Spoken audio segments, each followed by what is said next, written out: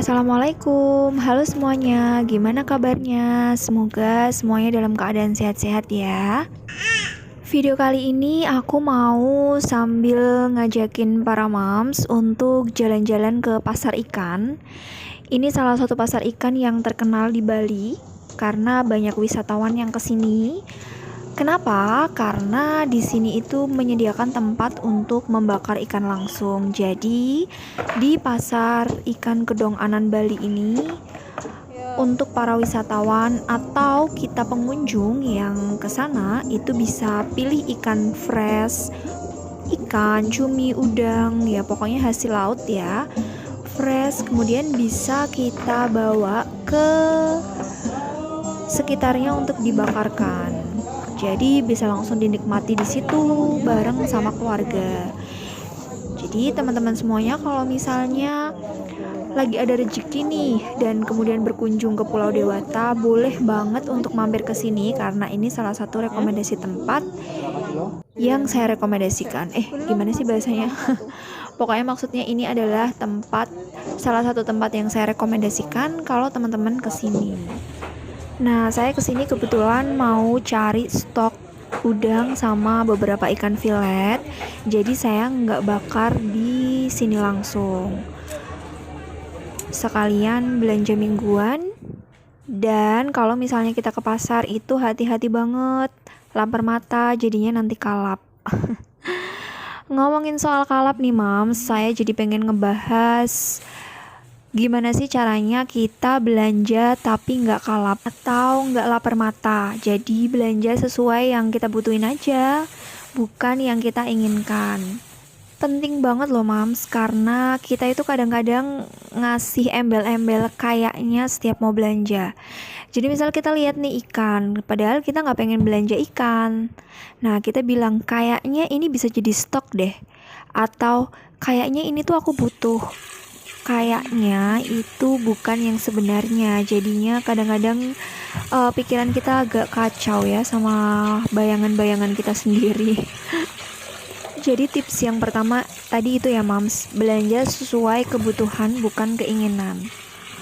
Ini sebenarnya berlaku untuk semua hal, bukan cuman ketika kita belanja di pasar atau supermarket untuk belanja mingguan atau bulanan, tapi untuk semua hal yang mau kita beli itu usahakan yang kita beli adalah yang kita butuhkan, bukan yang kita inginkan.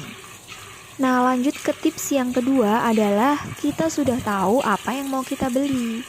Nah, ini bisa banget kalau misalnya kita itu pelupa, kayak saya ini pelupa banget Mams. Jadi saya itu kadang-kadang perlu menulis apa aja yang harus saya beli di pasar atau di supermarket. Jadinya ketika saya sampai di pasar atau di supermarket itu, saya udah tahu nih kemana aja saya harus membeli barang-barang yang akan saya beli. Jadinya saya nggak menghabiskan waktu juga berlama-lama untuk ke pasar atau ke supermarket. Nggak perlu mengelilingi satu-satu karena udah tahu kan tempatnya. Oh, saya mau beli sayur, berarti di sini. Saya mau beli ikan, berarti di sini gitu.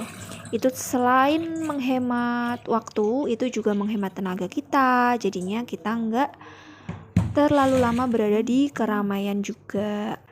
Tips yang ketiga adalah jangan belanja ketika kita sedang lapar. Nggak tahu ya ini tuh segimana besar pengaruhnya. Cuman kalau di saya pribadi biasanya kalau misalnya saya belanja dalam keadaan lapar itu lebih sering lapar mata atau kalap. Karena rasanya semuanya pengen dibeli gitu. Apalagi lapar kan, jadinya lihat jajanan-jajanan itu tuh rasanya aduh kayaknya aku pengen ini gitu, dan itu akhirnya menyebabkan boros atau kita membeli yang tidak seharusnya kita beli. Tips yang keempat yaitu membawa uang secukupnya.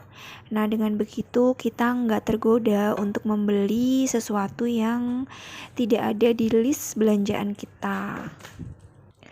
Nah barangkali para moms punya tips lain yang biasanya dilakukan untuk menghindari lapar mata atau kalap saat belanja, boleh banget di-sharing di kolom komentar. Jadi kita semua bisa saling sharing, saling berbagi pengalaman, dan tentunya itu nggak ada ruginya buat kita semua. Dan saya ucapkan terima kasih buat para moms yang sudah mau berbagi ceritanya atau tips-tipsnya di kolom komentar ya.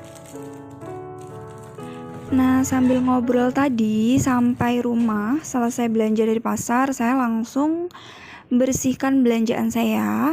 Dan mungkin videonya udah gelap ya moms, karena udah gelap, maksudnya agak gelap gitu ya moms, karena saya tuh belanjanya sore dan sampai rumah itu udah malam gitu. Nah, semuanya saya cuci kayak biasa.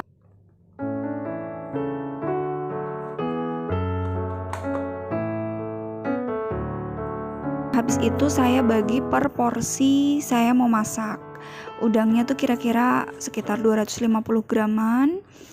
Untuk ikan filetnya itu saya simpen di satu tempat, tapi per bagiannya saya lapisi dulu sama baking paper.